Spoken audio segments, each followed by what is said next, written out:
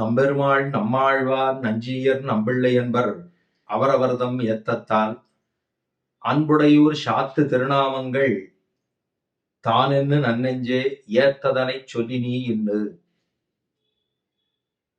இந்த பாசுரமானது விசதவாக் சிகாமணிகளாக எழுந்துள்ளிருந்த மணவாள மாமொழிகளினுடைய உபதேச ரத்தன மாலையில் இருக்கக்கூடிய பாசுரம்.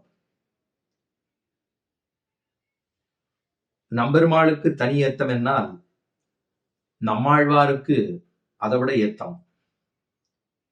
பரம பாகவதராக எழுந்துள்ளிருந்த நஞ்சியருக்கு ஏற்றம், அவருடைய சச்சிஷ்யராக இருந்த நம்பிள்ளைக்கு அதைவிட ஏத்தம்.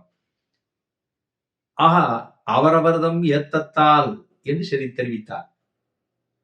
நம்பெருமாளுக்கு தனி ஏத்தம், நம்மாழ்வாருக்கு தனி ஏற்றம், நஞ்சியருக்கு ஏற்றம் என்னால் நம்பிள்ளைக்கும் ஏற்றம். இவர்கள் எல்லாம், அதாவது நம்பெருமாள் அப்படின்னு சொல்லிட்டா பெருமாள் திருவரங்கத்தில் இருக்கக்கூடியதான உற்சவமூர்த்தி நம்பெருமாள் ரங்கநாதன் அழிய மணவாளன். நம்மாழ்வார் ஆழ்வார்களுக்குள்ளே தலைவர் சரணாகதர், அவர்களுக்கு இருக்கக்கூடிய தலைவர் பிரபன்னஜன கூட்டஸ்தர் என்று சொல்லுகின்றோம்.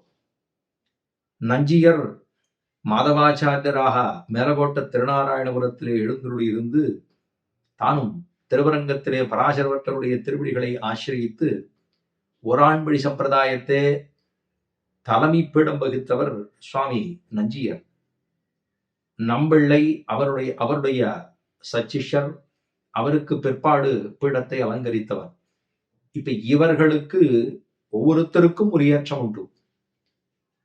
நம்பிள்ளை பகவத் விஷயம் என்று சொல்லப்படுகிற திருவாய்மொழிக்கு காலக்ஷேபமாக சாதித்தவர். ஈடு 36,000 படின்னு சொல்லப்படுகிற பெருத்த கிரந்தம். நம்மாழ்வாருடைய திருவாய்மொழி 1102 பாசுரங்களை கொண்டது. அந்த பாசுரங்களுக்கு வியாக்கியானம் அருளினவர் நம்பிள்ளை, நம்பூர் வரதாச்சாரியர் என்று சொல்லப்படுவர். திருவரங்கத்திலே எழுந்துள்ளிருந்து கீழப்படியிலே இன்றும் நாம் சேவிக்கலாம். அவர் அமர்ந்திருந்து காலக்ஷேபம் சாதித்ததான இடம் நமக்கு இன்றும் சேவிக்க பிராப்தமாகும். பெரியபெருமாளை சேவித்து விட்டு கீழப்படியிலே இறங்கினோம் என்னால் ஒரு மண்டபம் உண்டு. பெருமானுடைய திருவடி இருக்கக்கூடிய திருவடி பார்சம். அதற்கு அருகாமையிலேயே மேலே இருக்கக்கூடிய மண்டபம் கிளிமண்டபம் என்று சொல்லுவோம், அர்ஜுன மண்டபம் என்று சொல்லுவோம். அதற்கு கீழே இருக்கக்கூடியதான ஒரு சிறு அணை, சாய அணை என்றும் உள்ளது. சேவித்துக் கொள்ள பிராப்தமாகும். திருவரங்கத்துக்கு சென்னோம் என்னால் அங்கே எழுந்துள்ளிருதான் சுவாமி நம்பிள்ளை தானும் பகவத விஷய காலக்ஷேபத்தை சாதிப்பராம். அந்த நம்பிள்ளை ஈடு 36,000 படின்னு சொல்லப்படுகிற பெருத்த வியாக்கியானத்தருடையவர். அவருடைய வியாக்கியானமே ரொம்ப உயர்ந்ததாக பகவத விஷயம் என்று சொல்லப்படுகிறது. அந்த சுவாமி பிரம்மதேசத்திலே எழுந்துள்ளிருந்தார். பிரம்மதேசம்ங்கிறது குலசேகர ஆழ்வார் அவருடைய திருவரசு இருக்கக்கூடிய இடம் அல்ல. அங்கு எழுந்துள்ளி இருக்க செய்தவே திருநெல்வேலிக்கு அருகாமையில் இருக்கக்கூடிய இடம். அவ்விடத்துல எழுந்துள்ளி இருக்கும் போது ஒரு நாள் அவருடைய சிஷ்யர் கோயில் வள்ளலார் அப்படின்னு சொல்லப்படுகிற சுவாமி அவரிடத்துல வந்து கேட்டாராம். சுவாமி பெரிய திருமொழியிலே முதல் 10 பெரிய திருமந்திரத்தினுடைய மகிமையை சொல்லக்கூடியதான 10 பாசுரங்கள், திருமங்கை ஆழ்வாரோடது பெரிய திருமொழி 1000 பாசுரங்களை கொண்டது. அதுல முதல் 10 திருமந்திரத்தை பெற்றவுடனே பகவானிடத்துல வால்வெளியார் மந்திரம் கொள்ளு திருமந்திரத்தை பெற்றுண்டார். பெற்ற உடனேவே திருமந்திரத்தினுடைய பெருமையை சொல்ல ஆரம்பிச்சுட்டார். ஏன்னா அதுதானே இந்த திருவட்டாட்சரம் என்று சொல்லப்படுகிற. ஏன்னா எம்பெருமானிடத்துல போய் களவாடுவதற்கு சென்னார். அந்த இடத்திலே மங்கமடம் என்கிற இடத்திலே தானும் தன்னுடைய சிஷ்யர்களோடு கூடியிருந்தார். அதாவது 4 பேர், அவருக்கு 4 பேர் சிஷ்யர்கள் இருந்தா. ஒருத்தர் ஒவ்வொருத்தருக்கும் ஒவ்வொரு பேர். நீர்மேல் நடப்பான், நிழலில் ஒதுங்குவான், தாழ்வுதுவான், தோளாவழக்கன்னு 4 பேர் இருந்தா. ரொம்ப சாமர்த்தியக்காரன். திருட்டு பண்ணோம்னா சாமர்த்தியம் பண்ண முடியும். திருடரோட தலைவர் திருமங்கை ஆழ்வார். அவருக்கு சிஷ்யர்கள்லாம் அவ்வளவு சாமர்த்தியம் படைத்தவர்கள். ஏன்னா திருடனம் அப்படின்னு சொன்னாலே கொஞ்சம் சாமர்த்தியம் வேணும், அவருக்கு ஒரு மிடுக்கு வேணும், துரிதமாக ஒரு காரியத்தை பண்ண வேணும். இதெல்லாம் சாமர்த்தியம் இருந்தா தானே அந்த வேலை பண்ண முடியும். ஆஹா, அவர் மங்கமடத்துல எழுந்துள்ளிருக்க செய்தே மூடுவல்லகல வரா பெருமாளும் பிராட்டியுமாக இப்பதான் திருக்கல்யாணம் ஆனது போல ஒரு தம்பதியர்களாக வர மானுஷ உருவத்தை எடுத்துக்கொண்டு வந்தபோது கீழே இறங்குன்னு சொல்லி அவரை நோட்டம் விட்டு 3 தடவை சுத்தி சுத்தி வந்து அவரை இறங்குன்னு சொல்லி எல்லா திருவாபரணங்களையும் களைந்தெடுத்து கொண்டு மூட்டை கட்டிவிட்டு கடைசியா கால் பெருமானுடைய திருவடிகளிலே ஒரு விரல்ல சாத்திருந்ததான கணையாழியை எடுத்துக்கொடுன்னு கேட்க அவர் எடுக்கிறது மாதிரி பாவலா பண்ண வரவே இல்லையே அப்படின்னு சொல்ல தானும் கீழே அமர்ந்து கொண்டு பெருமானுடைய திருவடியை பிடித்து கொண்டு தன்னுடைய பல்லை கொண்டு கடித்து மிடுக்கனை எடுத்தார்.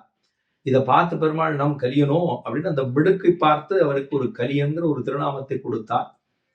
அப்பதான் மூட்டையெல்லாம் எடுத்துக்கும் போது இவரால் எடுக்க முடியல, தூக்க முடியல. திருமங்கை ஆழ்வாரால அதை எடுக்க முடியல. இது வரைக்கும் திருமங்கை மன்னன், ஏன்னா ஒரு திருமங்கைங்கிற ஒரு சின்ன நாடு, அது அந்த குறுநில நாட்டை குறுநிலன் மன்னனாக இருந்தவர் திருமங்க மன்னன். கலியன் அப்படிங்கிறது அவருடைய, நீலன் அப்படிங்கிறது அவருடைய இயற்பெயர். அவருடைய தாயார் தோப்பனார் வச்ச பேர் நீலன். கலியன் அப்படின்னா கலியனோ அப்படின்னு பெருமாள் தான் அந்த பேரை கொடுத்தார் அவருக்கு. ஏன்னா அவருடைய மிடுக்கு தோற்று, அவர் பண்ற காரியத்தை பார்த்தா ஒரு சாமர்த்தியமாக திருவடியிலேருந்து பல்லட்டு கட்டி கடிச்சு எடுத்தார்கள். விடுறதுக்கு மனசு இல்லை, அத்தையும் எடுக்கணும். இவ்வளவு திருவாபரணங்கள் இருந்தாலும் பெருமாள் திருவடியில் இருக்கக்கூடிய கணையாழி ரொம்ப முக்கியம் அப்படின்ட்டு அப்பவே அத்தை காட்டி எடுத்துட்டார். அப்படி இருக்க அந்த நேரத்துல பெருமாள் பார்த்தார், ஓ அப்பதான் மூட்டையை தூக்க முடியலையேன்னு பிராமணரே என்ன மந்திரம் போட்டி முதல்ல சொல்லுவோம், நீ கொடுக்குற மாதிரி கொடுத்துட்டு மூட்டையெல்லாம் நகர்த்த முடியாம பண்ணிட்டீரே என்று கேட்க, மந்திரத்தை சொல்லுவதற்காகத்தான் இங்கே வந்தோம் அப்படின்னு சொல்லி அவரை கூட்டின்னு போறார். ஒரு அரசமரத்தடியிலே அமர்த்தி வைத்துக் கொண்டு பெருமான் பெரிய திருமந்திரத்தை தானும் உபதேசம் பண்ணினார் ஒரு மன்னனுக்கு, தேவாதிராஜனாக இருக்கக்கூடிய எம்பெருமான். அப்படி பண்ற போது வலது செவியிலே ஓதுகிறார், ஓம் நமோ நாராயணாயன்னு சொல்லி அந்த திருமந்திரத்தை உபதேசம் பண்ணினார். பண்ண உடனே இவருக்கு அப்பதான் எல்லாம் போயித்து. இப்பதான் அவருக்கு வாடினேன் வாடி வருந்தினேன் மனத்தால்னு தொடங்கி ஒரு 10 பாசுரம் திருமந்திரத்தை இப்பதானே வாங்கிட்டு இருக்கார். வாழிபரகாலன் வாழி கலிகன்றி வாழி பொறிகளூர் வாழ்வேந்தன் வாழியரோ மாயோனை வால் வழியால் மந்திரங்கள். மாயோன்னு சொல்லப்படுகிற எம்பெருமானை வாலிட்டு காட்டினார், என்ன மந்திரம் போட்டீர் சொல்லும் அப்படின்னு வால் வலியால் மந்திரங்கள் மங்கையர்கோன் துயோன் சுடர்மானவேல்னு எம்பெருமானாருடைய தனியன் உண்டு பெரிய திருமொழிக்கு. அப்படி வாங்கினதுனால திருமந்திரத்தினுடைய பெருமையும் முதல்ல சொல்றார். அதுல ஒரு பாசுரம், குலந்தரும் செல்வம் தந்திடும் அடியார் படுதுயிராயன எல்லாம் நிரந்தரும் செய்யும் நீழ்விசும் வருளும் அருளோடு பெருநிலம் அளிக்கும் வளர்ந்தரும் அத்தந்தந்திடும் பெத்ததாயனும் ஆயுத செய்யும் நலந்தரும் சொல்லனான் கண்டுகொண்டேன் நாராயணா என்ன நாமங்கிற இந்த பாசுரம். அதுல குலந்தரும் அப்படின்னு வருதோ இல்லையோ, அது கோயில் வள்ளலார், அதாவது இவருடைய சிஷ்யர், அவர் கேட்கிறார். அதாவது கோயில் வள்ளலார்னு அவருக்கு திருநாமம். அந்த சுவாமி நம்மள 2 பிரம்மதேசத்துல எழுந்துள்ள இருக்க செய்தி இந்த குலந்தரும் இருக்கே, இந்த அர்த்தம் என்னன்னு கேட்டார். அதுக்கு நம்மள அதுக்கு பதில் சொல்றார், முரட்டு திருப்பதியனான உன்னை. முரட்டு திருப்பதியன் அப்படின்னா, முரட்டு திருப்பதினா திருவரங்கத்தை தான் முரட்டு திருப்பதிங்கிறார். முரட்டு திருப்பதியனான உன்னை, நீ திருப்பதியில அதாவது ஸ்ரீரங்கத்துல இருக்கிறவன் தானே, உன்னை என்னிடத்துல கொண்டு சேர்த்து நம்பூர் குலத்துக்கு சேஷமாக்கின குலம் தரும் அப்படின்னு சொன்னாராம். என்ன அர்த்தம் ஆச்சரியமா சொல்லிருக்காரு பாருங்க. அப்ப முரட்டு திருப்பதியனாக இருக்கக்கூடிய உன்னை, பெரிய கோயில் வள்ளலார்னு சொல்லப்படுகிற உன்னை நம்பூர் குலத்துக்கு, அதாவது நம்பூர்ல அவதாரம் பண்ணதான நான், அவருக்கு வரதாச்சாரியன்னு பேரு. நம்பூர் குலத்திலே பிறந்ததான அடியனுக்கு என்னவாக்கித்த சேஷப்படுத்தின குலம் தரும். உன்னை கொண்டு வந்து என்னோட இடத்துல சேர்த்து வச்சிருக்கு பாரு. இது உன்னை இந்த பெரிய கோயில் வள்ளலாரை நம்பூர் வரதாச்சாரியனிடத்துல கொண்டு வந்து சேர்த்திருக்கோ இல்லையோ. எது சேர்த்திருக்கு அப்படின்னா, அட்டாட்சர மந்திரமன்னோ உன்னை என்னிடத்திலே கொண்டு வந்து சேர்த்தது. அப்ப இப்ப நீ அட்டாட்சர மந்திரத்தை தெரிஞ்சுட்டோ இல்லோ, அப்படி ஒரு புகழை கொடுத்ததான குலத்தை கொடுக்கும், அதான் குலம் தரும் சொன்னாராம். இத்தனை ஆச்சரியமான அர்த்தத்தை சொல்லியிருக்கார். நம்ம ஏதோ தெரியாம இருந்துட்டு இருக்கோம், போறோம் வரோம், ஏதோ பண்றோம். ஆனா திருமந்திரத்தினுடைய அர்த்தத்தை தெரிந்து கொள்ளவில்லை என்றால் அது சீவட்டவனா இருக்கிறதுக்கே அர்த்தமே இல்லை. அப்ப திருமந்திரத்தை தெரிஞ்சுக்கிட்டோம்னா எப்படி இருக்கணும்? சேஷப்பட்டு கிடக்க வேண்டும். யாருக்கு? பாகவதர்களுக்கு, பகவானுக்கு. அப்ப அந்த சேஷப்பட்டு கிடக்கும்படியாக செய்ததே இல்லையோ. என்னிடத்துல உன்னை நீ எனக்கு சேஷப்பட்டு கிடக்காய் எதனாலே அப்படின்னா, திருமந்திரத்தினுடைய அர்த்தத்தை தெரிந்து கொள்ள வேணுமோ என்னிடத்திலே வந்தாய். அதனாலதான் அந்த குலத்தை கொடுத்தது. இதுவரைக்கும் உனக்கு தெரியல, தெரியேன் பாலகனாய் அப்படின்னு சொல்லும்படியா இருந்தார். இப்பொழுது திருமந்திரத்தை தெரிந்தபடியினாலே சேஷப்பட்டு கிடக்கிறாய். அப்ப பாகவதனிடத்துல சேஷப்படணும்.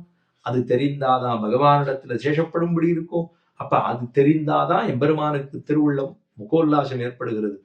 அப்படி இருக்கக்கூடிய குலத்தை கொடுக்கும்னா என்ன அர்த்தம்னா, நம்ம அகங்காரம் அமகாரங்கள் எல்லாம் தொலைச்சுட்டு பண்டை குலம் அதெல்லாம் தவிர்க்க வேண்டும். பண்ட குலங்களை தவிர்க்க வேண்டும். நிறைய விஷயங்கள் லோகத்துல நிறைய விஷயங்கள் இருக்கு. விஷயப்பிரவணனாக இது வேணும் அது வேணும் அப்படின்னு லௌகியமாக இருக்கக்கூடிய விஷயங்களை எல்லாம் தவிர்த்து தொண்ட குலத்திலே சேரும்படியாக உன்னை செய்ததோ இல்லையோ அப்பேற்பட்ட ஒரு குலத்தை தரும் அப்படிங்கிற இந்த குலம் தரும்க்கு அர்த்தம் சொன்னாரா சுவாமி. இத்தனை ஆச்சரியமான அர்த்தத்தை கொடுத்ததான நம்பிள்ளையனுடைய திருவடிகளுக்கு பல்லாண்டு பாடிக்கொள்வோம்.